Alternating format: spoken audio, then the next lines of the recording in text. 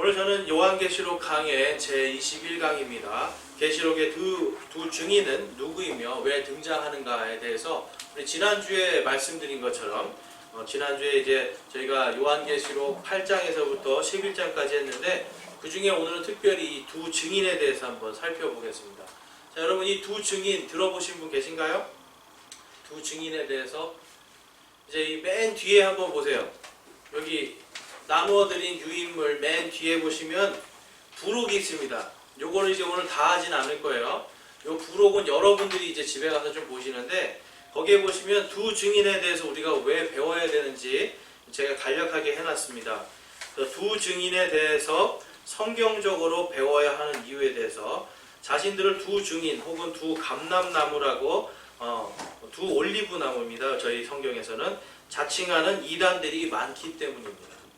자, 여러분 두 올리브나무라고 하는 이러한 이단들 보신 적 있으세요? 이러한 이단들 들어보신 적 있으세요? 근데 여러분 이 두 올리브나무 때문에 지금 우리나라가 다 난리가 나는 거예요. 교회들이. 가장 대표적인 게 누구예요? 신천지입니다. 그러니까 이 신천지도 두 증인이라고 하는 걸 어떻게 해석하느냐에 따라서 나오고요. 그 다음에 여러분 옛날에 신앙촌 들어보셨죠? 신앙촌.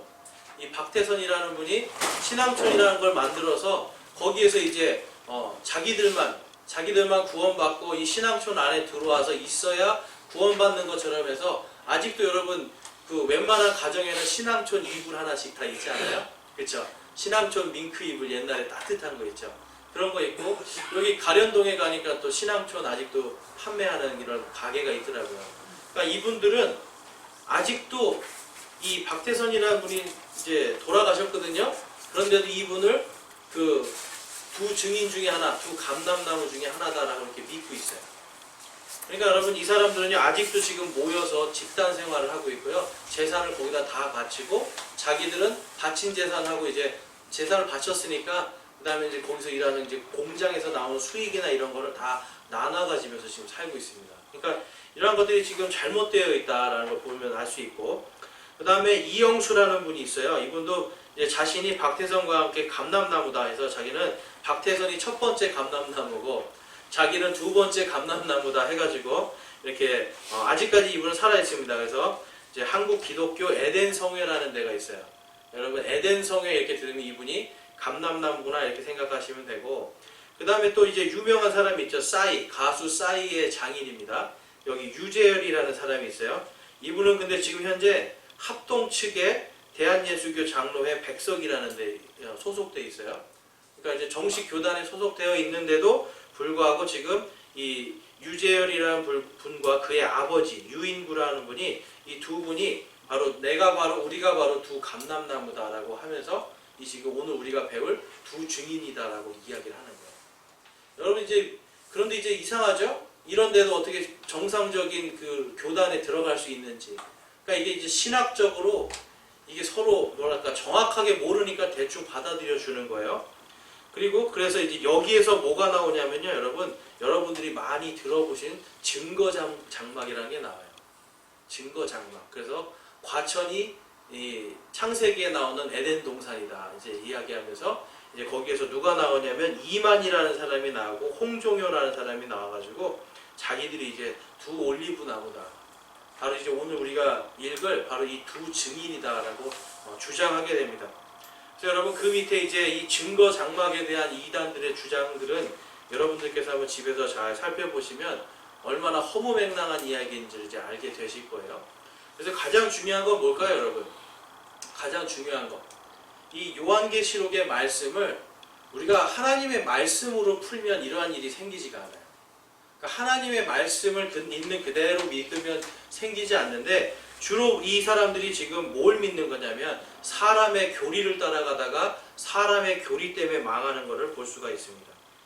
그래서 여러분 아무리 싸이가 유명해도 감람나무 밑에 가서 예배 드리고 싶으세요? 여기 유재열 씨가 계시는 이런데? 아니잖아요. 그렇죠? 우리는 이 하나님의 말씀이 살아있고 말씀이 증거되는 곳에 가서 예배 드리고 이 신앙생활 하는 게 정상적인 겁니다.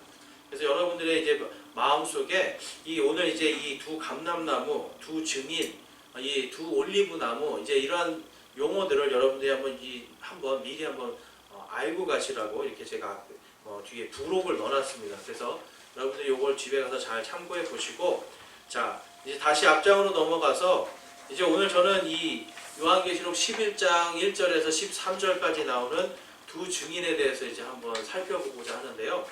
자, 관련된 말씀은 스가랴서 4장입니다. 스가랴서 4장을 여러분들이 전체적인 거를 집에 가서 한번 읽어보시면 이 두 증인에 대해서 조금 더 쉽게 이해하실 수 있을 겁니다. 그래서 스가랴서 4장 2절 말씀입니다. 제가 읽어볼게요. 그가 내게 이르되 내가 무엇을 보느냐 하매 내가 이르되 내가 보니 보소서 전부 금으로 된 등잔대가 있는데 그것의 꼭대기에 잔이 하나 있고 그것 위에 7 등잔이 있으며 7 등잔과 연결된 7 관이 그것의 꼭대기에 있나이다. 또 그것의 옆에 2 올리브 나무가 있는데 하나는 그 잔의 오른쪽에 있고 다른 하나는 그것의 왼쪽에 있나이다 하니라. 나와 말하던 천사에게 내가 이같이 대답하고 말하여 이르되 내 주여 이것들은 무엇이니까 하니 우리 다같이 14절 말씀 한번 읽어보겠습니다. 이에 그가 이르되 이들은 기름 부음 받은 2 사람들로 온 땅의 주 곁에 서는 자들이니라 하더라. 자, 이제 마지막 때에 이 등잔대 옆에 좌우에서는 기름 부음 받은 2 사람에 대해서 지금 스가랴는 이야기하고 있습니다. 그래서 이 스가랴서에서 지금 나오는 이 2 올리브 나무, 이 2 올리브 나무를 통해서 이제 요한계시록 오늘 우리가 본 이 2 증인에 대한 단서가 이제 나오기 시작합니다. 자, 그래서 이제 오늘 우리가 또 보아야 될 거는 이 마태복음 24장 13절에서 14절에 대한 이해예요. 요걸 이제 우리가 어떻게 이해하느냐에 따라서 또 이 마태복음 24장이 요한계시록과 어떻게 연결되는지를 우리가 또 볼 수가 있는데 이것을 잘못 오해하면 계시록과 연결이 안 됩니다. 그래서 여러분 한번 먼저 이 말씀의 근거가 되는 걸 한번 볼게요. 다니엘서 12장 13절입니다. 그러나 너는 끝이 이를 때까지 내 길로 가라. 내가 안식하다가 그날들의 끝에 내 몫으로 정한 곳에 서리라 라고 이야기합니다. 지금 이 다니엘에게 하나님께서 너는 끝이 이를 때까지, 이 끝은 언제일까요? 그가 죽을 때까지일까요? 그렇지 않습니다. 그가 나중에 다시 하나님께로 가서 안식하다라는 것은 완전히 천국으로 들어가는 걸 이야기하는 거거든요. 그래서 천국으로 들어갈 때 마지막 날까지입니다. 마지막 날까지 내 길로 가라. 그러니까 믿음을 지키라는 말이고요. 내가 안식하다가 그 날들의 끝에 내 몫으로 정한 곳에 서리라. 이 말씀은 무슨 뜻이냐면 나중에 요한계시록 19장에서 이 성도들의 부활이 있습니다. 그래서 이 부활 때를 지금 이야기하고 천년왕국 20장에 있는 천년왕국에 가서 이 이스라엘 백성들이 땅의 유업을 받아요. 땅의 상속 유업. 이것이 이제 이 누가복음 19장에서 나오는 겁니다. 그래서 앞으로 이제 누가복음 강의할 때 한 번 더 할 건데요. 그래서 이러한 것들이 이제 지금 이스라엘 백성들에게 정해져 있고요. 그러한 가운데 마태복음 24장 13절에서 14절에 보면 그러나 끝까지 견디는 자 곧 그는 구원을 받으리라. 자, 여러분 이 말씀 때문에 자꾸 사람들이 무슨 생각을 하냐면 믿음을 끝까지 지켜야 구원받는다고 생각해요. 근데 성경은 뭐라고 말씀하죠? 오직 믿음은 구원은 믿음으로 말미암아 받잖아요. 그렇죠? 오직 의인은 믿음으로 말미암아. 이 아브라함이 하나님께서 너에게 이 씨를 주겠다, 한 씨를 주겠다고 약속할 때 그것을 믿음으로 그가 의롭게 됩니다. 그래서 이 마태복음 24장은 우리가 알아두셔야 되는 게 누구에게 지금 이 말씀을 하시는 거예요? 유대인들에게 말씀하시는 거예요. 그러니까 마태복음 24장은 유대인들이 마지막에 이 7년의 환란 속에서 엄청난 환란을 겪게 되는데 그때 끝까지 믿음을 지키고 견디는 자들이 구원을 받을 수 있다라고 이야기합니다. 그래서 14절 말씀에 왕국의 이 복음이 모든 민족에게 증언되기 위해 온 세상에 선포되리니 그제야 끝이 오리라 라고 말씀합니다. 이제 제가 나중에 한번 이거 다루겠는데요. 이 복음에는 여러분 2가지 복음이 있습니다. 하나는 왕국의 복음이 있고요. 하나는 은혜의 복음이 있어요. 왕국의 복음은 예수님이 십자가에 달려 돌아가시기 전까지 선포된 게 왕국의 복음이에요. 그래서 이 왕국의 복음은 누구에게 해당이 되냐면 유대인에게 해당이 됩니다. 그래서 유대인들이 나중에 환란기를 겪고 나와서 이 천년 왕국에서 누릴, 그들이 천년 왕국에서 이스라엘 땅, 하나님이 뭐라고 하셨어요? 가나안 땅을 영원히 너희들에게 주겠다고 약속하셨잖아요.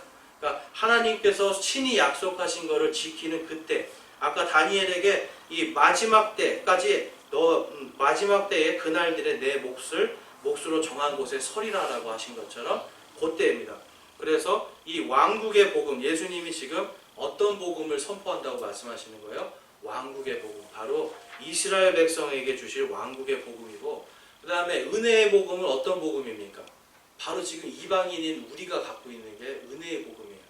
오직 믿음으로 구원받는 그것이 바로 은혜의 복음입니다. 그래서 마태복음 24장은 지금 철저하게 이스라엘의 심판에 대해서 예수님이 마지막으로 지금 예언을 하고 계시는 거예요.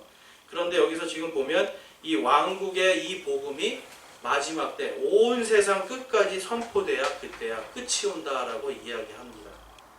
그래서 여러분, 어떤 사람들은 이런 얘기를 해요. 지금 뭐 세계 민족이 지금 뭐 몇 개가 남았다, 아직 복음이 전해지지 않는 민족이 몇 개가 남았다 이 얘기 하잖아요. 그래서 땅 끝까지 복음을 전하는 건 맞는데, 그거를 전한다고 해서 여러분 예수님이 내려오는 게 아닙니다. 그러니까 예수님을 자꾸 오시게 하려고 우리가 선교를 하고 그런 게 아니라, 우리는 때가 되면 예수님이 오시는데 그때까지 복음을 전하는 거예요. 근데 바로 오늘 이 마태복음 24장 14절 말씀을 오해하고 있는 거예요. 그래서 왕국의 복음이 아니라 우리는 지금 무슨 복음이에요? 은혜의 복음 시대입니다.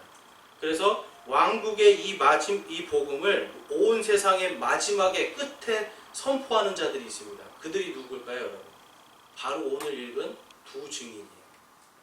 그래서 이 두 증인이 마지막 때에 온 세상에서 온 세상 끝까지 주의 말씀을 전하는 일을 하게 됩니다.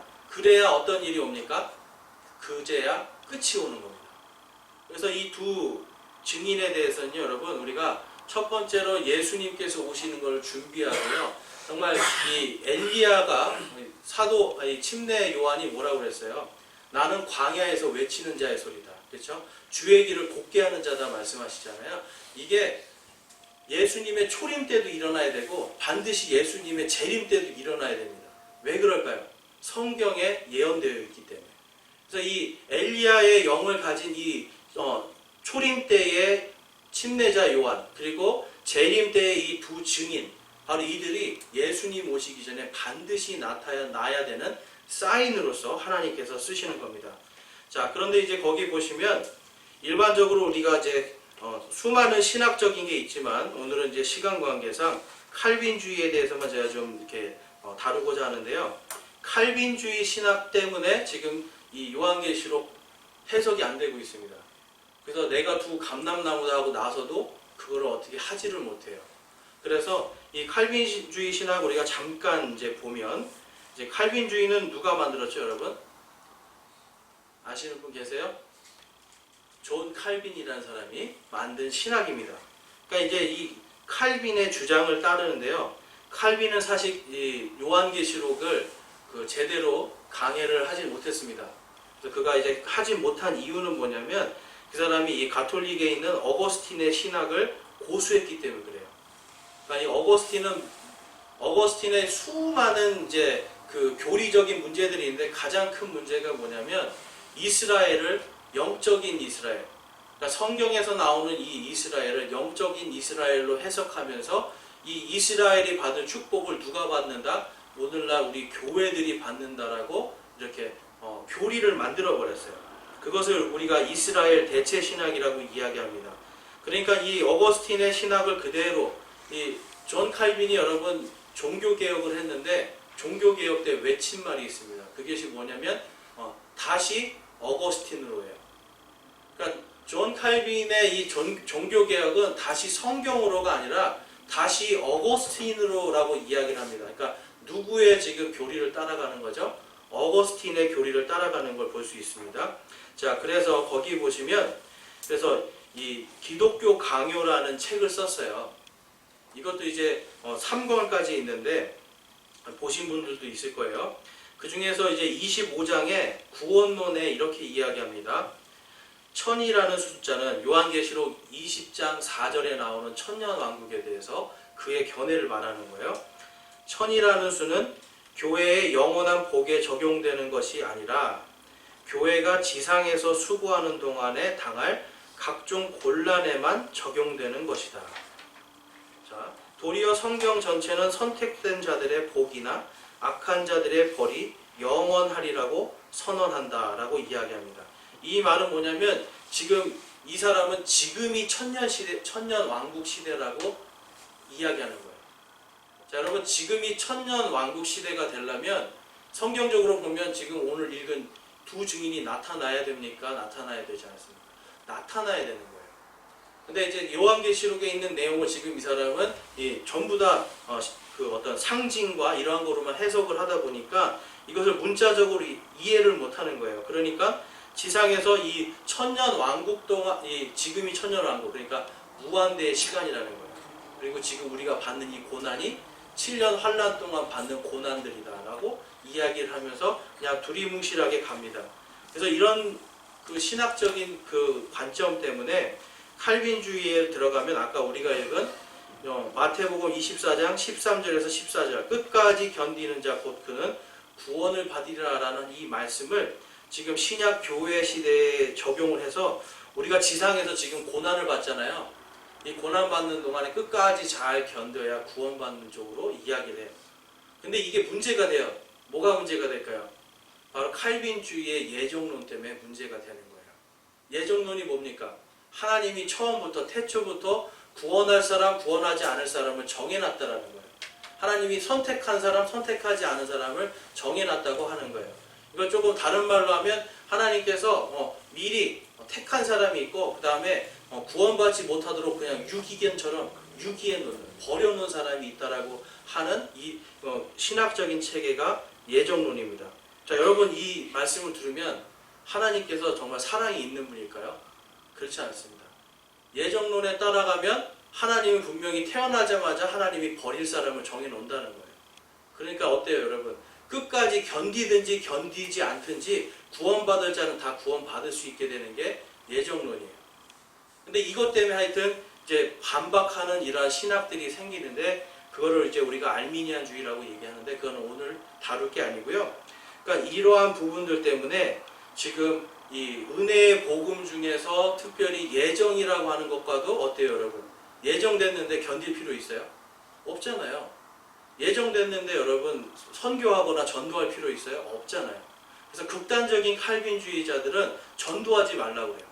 선교도 하지 말라고 그래요. 제가 이제 전도하다가 많이 만나요. 극단적인 칼빈주의자들. 와가지고 왜 전도하냐요. 어차피 구원 받을 사람 정해져 있고 어차피 구원 못 받을 사람 정해져 있는데 왜 하냐는 거예요. 정말 깜짝깜짝 놀라요. 차라리 와서 왜 예수를 전하냐고 하면 제가 힘이 날 텐데 맥이 쭉 빠져버려요. 전도 안 해도 된다. 그러니까 이제 이러한 극단적인 사람들로 인해서 지금 이 칼빈주의 신학 이러한 것들이 이제 오늘날 우리에게 지금 이제 특별히 우리나라는 장로교가 지금 다 들어왔고 그러한 가운데서 계속해서 영향을 미치게 됩니다. 그러니까 여러분 이 칼빈주의에서는 결코 이 마태복음 24장 13절 14절 말씀을 이해할 수가 없는 거예요. 정확하게. 그래서 모순되는 가운데서도 그냥 따라가고 있다. 자, 그래서 일부 칼빈주의자들은요, 계시록 11장에 나오는 이 두 증인에 대해서 뭐라고 하냐면 가장 흔하게 말하는 게 있습니다. 이 두 증인이 무엇입니까? 물어보면 한 명은 신약 성경이고 한 명은 구약 성경이다 이렇게 얘기해요. 이해가 되세요? 지금 이 두 증인을 한 명은 신약 성경, 한 명은 구약 성경이에요. 근데 여러분 한번 오늘 말씀 보세요. 말씀 보시면 신약 성경과 구약 성경인데요. 이 성경이 완전히 이게 환타지 소설이 되는 거예요. 자, 5절 말씀 볼게요. 11장 5절 말씀. 자, 성경이 이런 일을 한다고 한번 상상을 해보세요.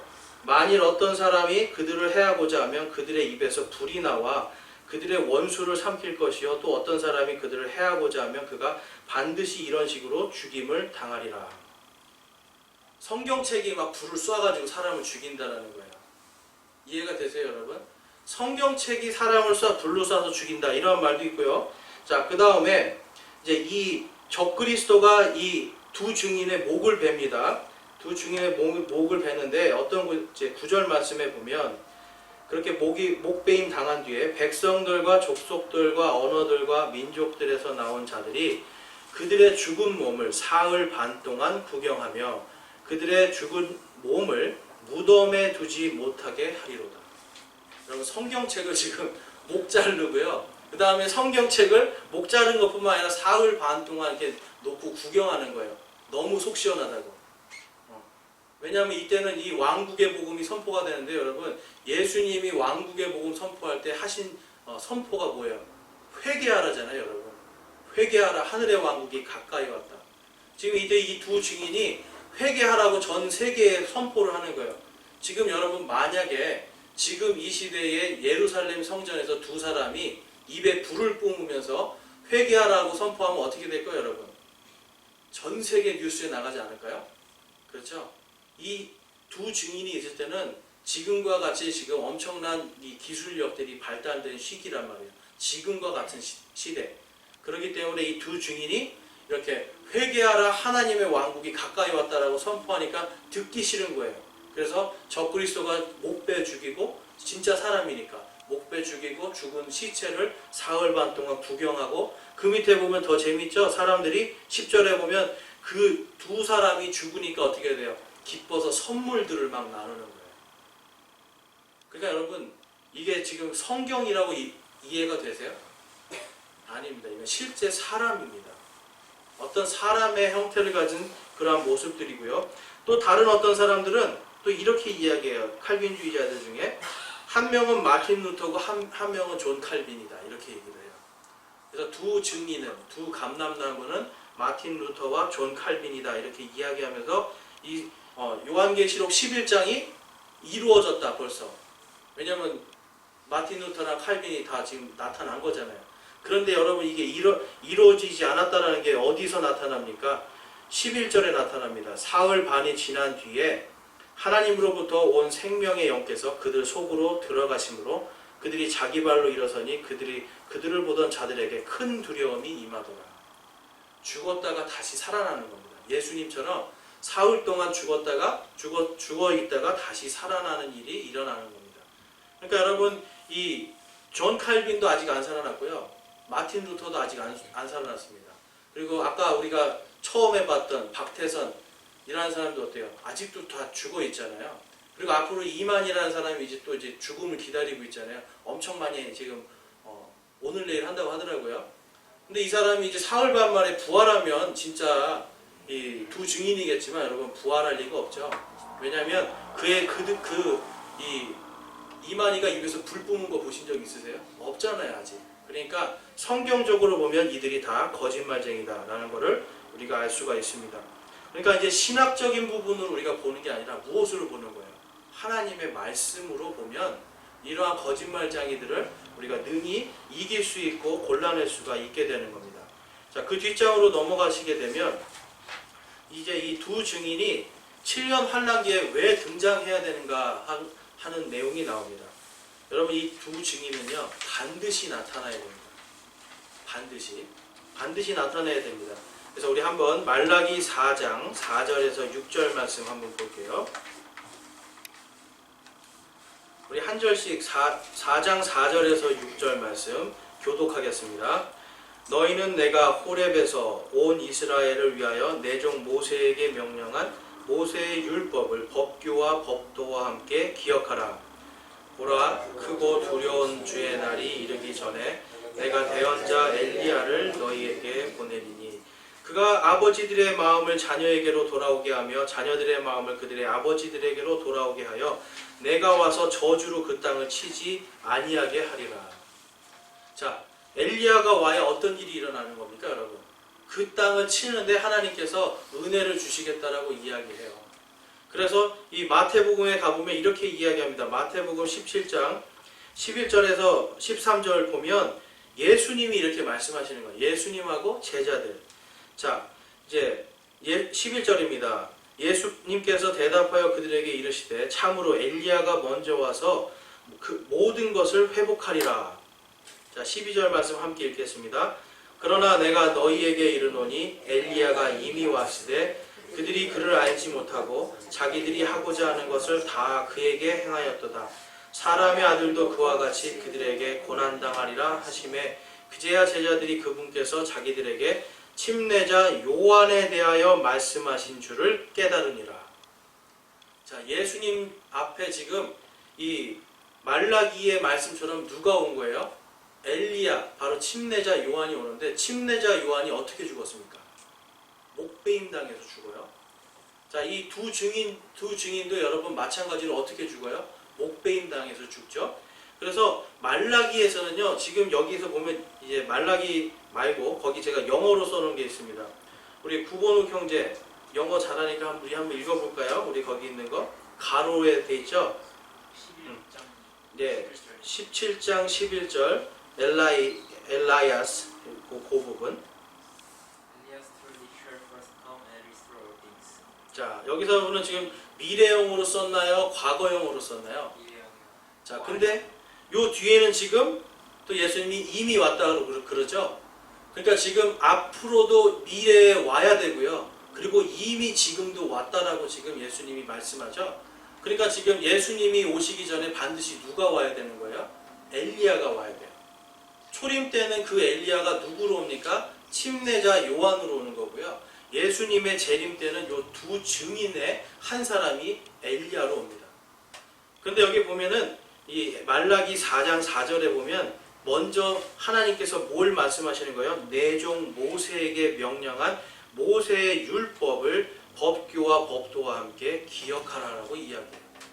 그래서 모세와 엘리야에 대한 이러한 모습을 지금 말라기를 통해서 우리가 볼 수가 있는데요. 자, 두 증인이 나타날 때 반드시 일어나야 될 일들에 대해서 우리 한번 살펴보겠습니다. 자, 이것을 이제 통해서 이제 보면 그 다음에 이 엘리야 이 두 증인이 누구인지 답이 나오는데요. 자, 다니엘서 12장 11절입니다. 날마다 드리는 희생물을 제거하며 황폐하게 하는 가증한 것을 세우는 때로부터 1290일이 있으리라 라고 말씀합니다. 자, 그래서 예루살렘 성전이 이제 세워지고 거기에 적그리스도가 등장하고요. 거기에서 이 예루살렘 성전에서 잠깐 동안 희생제물을 드리게 하던 거를 이 적그리스도가 막습니다. 그래서 이제 그 뒤로부터 이 예루살렘 성이 다시 황폐하게 되는 거예요. 그러니까 완전히 무너진다는 게 아니라요. 하나님 앞에 도저히 설 수 없을 정도로 완전히 이제 더러워진다는 뜻을 지금 갖고 있는 거예요. 황폐하게 된다. 그래서 가증한 것을 세우는 날로부터 1290일이 있으리라 라고 이야기합니다.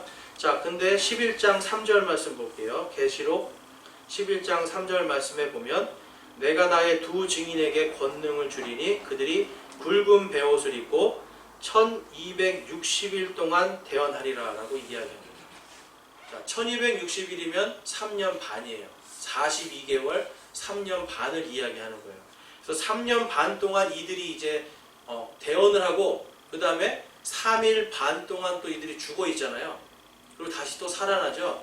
그러니까 3년 반이 지난 다음에 아마 하나님께서는 지금 이 성경 말씀으로 보면 약 한 45일 정도를 더 추가해서 더 심판을 하십니다. 거기에서.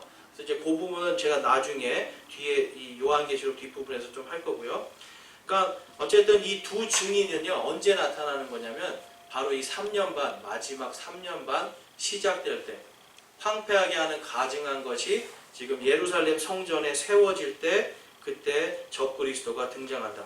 그것이 요한계시록 11장 1절의 말씀이고 그 다음에 11장 2절 말씀에 보면 이것이 다니엘서 2장의 예언 성취로 되어 있습니다. 자, 한번 11장 2절 말씀 같이 읽어볼게요. 성전 밖에 있던 뜰은 내버려 두고 측량하지 말라.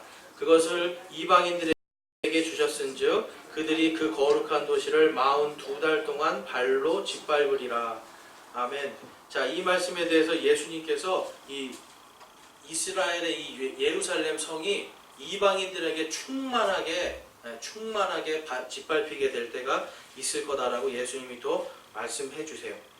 그래서 이제 그러한 것들을 다 봤을 때에 이제 3절에서 4절 말씀에 보면 이 두 증인에 대해서 나타나는데, 자, 이 두 증인에 대해서요, 예, 오늘 말씀에서 보면 이제 아까 우리가 읽은 그 앞쪽에 있었죠. 이제 스가랴서의 말씀에 보면 두 감람나무라고 이야기하고요. 그리고 이 두 증인이 어디에 서 있냐면 바로 촛대, 금 촛대 사이에, 금 등잔대 사이에 서 있습니다. 자, 그래서 이 두 등잔대를 주관하시는 분은 예수님이고요. 요한계시록 1장 13절, 16절에 보면 나와 있고, 자, 그래서 이 두 올리브 나무의 정체에 대해서 한번 살펴보기 원하는데요. 자, 먼저 여러분, 이 마태복음 17장에 가보면 어떤 사건이 일어나요? 예수님이 제자들을 데리고 산으로 올라가는데 거기에서 예수님이 완전히 밝은 모습으로 변화되죠. 우리가 이거를 변화산 기적이라고 이야기하는데 거기에 두 사람이 나타납니다. 누가 나타났죠? 엘리야와 모세가 나타나는 거예요. 그러니까 지금 엘리야와 모세가 나타나는 게 이 마태복음 17장 2절에서 3절 말씀에 지금 나와 있는데요. 우리 그 다음으로 넘어가시면, 자, 그래서 이 두 올리브 나무 곁에 지금 예수님 곁에 마태복음 17장처럼 지금 이 엘리야와 모세가 서 있는 것을 우리가 볼 수가 있는데, 자, 엘리야는 어떤 일을 했습니까, 여러분? 엘리야에서 가장 큰 것은 두 가지예요. 뭐냐면 그가 기도했을 때 3년 반 동안 비가 내리지 않습니다. 지금 이 두 증인 중에 두 증인이 말씀을 선포할 때 몇 년 동안 비가 내리지 않는 거예요? 3년 반. 3년 반이 뭐예요? 여러분, 후반부, 이 7년 환란의 반, 그 후반부를 이야기하는 겁니다. 마찬가지로 엘리야 때도 그러한 일이 있었고요. 그 다음에 열왕기하 1장 10절에 보면 바알과 이 작은 숲의 대언자들, 아세라라고 하죠. 850명을 다 뭘로 진멸시켜요? 불로 진멸시킵니다.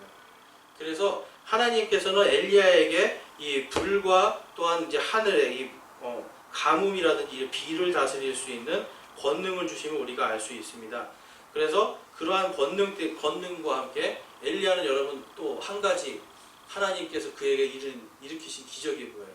그가 죽지 않고 하늘로 올라간 것. 그렇죠? 이게 바로 우리 신약 시대의 성도들이 죽음을 보지 않고, 하나님이 데살로니가 전서에 써놨거든요. 4장에 죽음을 보지 않고 우리가 호련히 변해서 공중으로 올라가잖아요. 그거를 예표하는 거예요. 그래서 엘리야는 죽지 않고 올라간 것을 우리가 볼 수가 있습니다. 다음에 모세는 어떤 일을 했나요? 모세, 나일강에 지팡이를 대니까 어떻게 돼요? 지팡이를 통해서 물들이 다 변화되고 썩고 그러한 피로 변한 것을 우리가 볼 수 있죠. 물에 대한 권능이고요. 또한 이 모세를 통해서 무엇이 나타나죠? 하나님의 이 율법의 권능이 나타납니다. 그래서 마지막 때에 지금 이 두 증인이 3년 반 동안 바로 이 하나님께서 주시는 이 권능을 가지고 역사를 하는데요. 이제 그 밑에 쭉 보시면 두 증인의 공통점이 있습니다. 그게 뭘까요, 여러분? 두 증인의 공통점. 그거는 둘 다 무덤이 없습니다. 자, 엘리야는 죽지 않았으니까 당연히 무덤이 없죠. 그런데 모세는 어떨까요, 여러분? 모세. 자, 모세에게는 신명기 34장 6절에서 7절 말씀해 볼게요. 그분께서 벳볼 맞은편 모압 땅에 있는 골짜기에 그를 묻으셨으나 아무도 이날까지 그의 돌무덤에 대해 알지 못하느니라. 모세가 죽을 때의 나이가 120세였으나 그의 눈이 어둡지 아니하고 타고난 힘이 줄지 아니하였더라라고 이야기합니다. 그러니까 모세는요, 무덤이 없어요. 지금까지도 모세는 무덤이 없어요. 자, 근데 이 모세에 대해서 유다서 1장, 유다서는 이제 한 장밖에 없습니다. 그래서 9절에서 10절 말씀에 보면 이제 한번 9절 말씀만 읽어볼까요? 그러나 천사장 미가엘도 모세의 몸에 대하여 마귀와 다투며 논쟁할 때에 감히 그에게 욕설로 비난하지 아니하고 다만 이르되 주께서 너를 꾸짖으시기 원하노라 하였느니라. 자, 여기서 지금 천사장 미가엘하고 이 사탄하고요, 지금 뭘 가지고 지금 논쟁을 하죠? 모세의 몸에 대해서 이야기합니다. 그런데 성경에서 보면 죽은 몸은 정확하게 시체라고 말씀을 해줘요. 근데 모세의 시체가 아니라 지금 뭘 가지고 논쟁을 하는 거예요? 모세의 몸을 가지고 논쟁하는 것을 볼 수가 있습니다. 그래서 이제 10절 말씀해 볼게요. 그러나 이들은 자기들이 알지 못하는 것들을 비방하고 또 이성 없는 짐승들 같이 자기들이 본능으로 아는 것, 즉 그것들로 인하여 스스로 부패시키느니라 라고 이야기하면서 이 유다서에 여러분 나중에 이제 쭉 읽어보시면 알겠지만 이 천사들이요 살아있는 사람과 어떤 이상한 관계를 맺으려고 하는 그거에 대해서 지금 꾸짖는 이야기가 나오는데 거기에 지금 누가 싹 들어가 있는 거예요? 모세의 몸이 들어가 있는 거예요. 그래서 이 유대인들은요 일반적으로 모세가 죽지 않았다라고 믿는 사람들이 많이 있습니다. 그래서 우리가 성경 말씀을 봤을 때 모세 역시도 죽었다라고 성경에 나와 있지만 그의 몸이 지금 살아있는 상태로 주님 곁에 있을 수 있다. 그래서 마지막에 두 증인에 대해서 일반적으로 우리가 성경의 말씀대로 봤을 때 한 명은 엘리야는 확실합니다. 그리고 다른 한 사람은 이 말씀, 율법을 대표하는 모세일 것이다 라고 우리가 볼 수 있는 겁니다. 그래서 여러분 한 명은 엘리야가 확실한 거죠. 근데 다른 한 명은 여러분들이 나는 모세인 걸 못 믿겠다 그래도 상관없어요. 그거는 성경이 정확히 얘기를 안 해주니까. 그렇지만 우리가 성경적으로 봤을 땐 그럴 수 있다라는 겁니다. 그래서 이 요한계시록 11장 7절에서 12절까지 보면 이 두 증인이 어떤 일을 합니까? 목베임 당하는데 뭐가 들어가요? 하나님께서 생명의 영을 넣잖아요. 그렇죠? 한번 볼게요. 11절 말씀. 사흘반이 지난 뒤에 하나님으로부터 온 생명의 영께서 그들 속으로 들어가심으로 그들이 자기 발로 일어나서 그들을 보던 자들에게 큰 두려움이 임하더라. 그래서 여러분 이들이 하늘로 부활한 상태로 올라가게 됩니다. 다시. 그러니까 하나님께서는 이 두 증인을 통해서 그 다음에 어떤 역사가 일어나는 겁니까? 12절 말씀 함께 읽어볼게요. 그들이 하늘로부터 자기들에게 이리로 올라오라 하고 말씀하시는 큰 음성을 듣고 구름 속에서 하늘로 올라가니 그들의 원수들이 그들을 바라보더라. 13절입니다.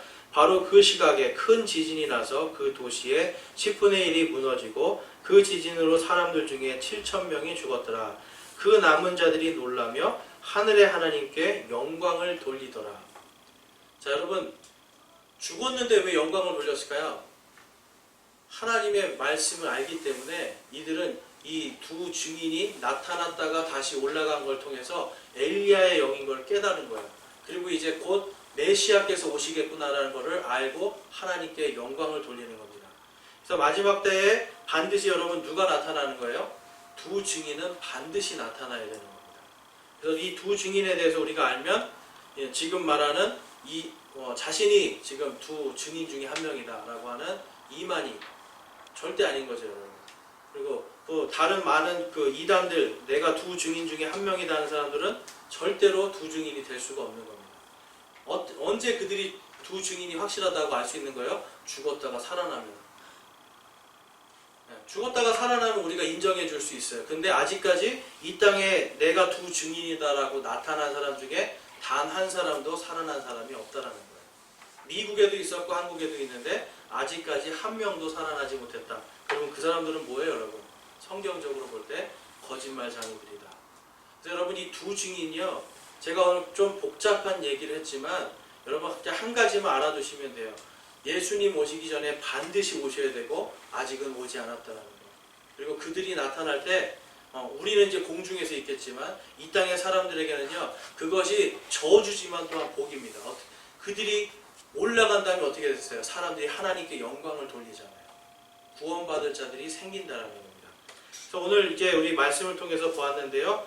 여러분들 이제 질문이 있으신 분들은 이따가 끝나고 질문해 주시고 두 증인에 대해서 한번 집에 가셔서 요한계시록 그리고 이 마태복음 24장 오늘 나눠드린 이 말씀들 한번 쭉 읽어보시고 다시 한번 복습해서 여러분들 마음속에 하나님의 말씀에 대한 확실한 소망과 증거를 가지시기를 주님의 이름으로 축원합니다.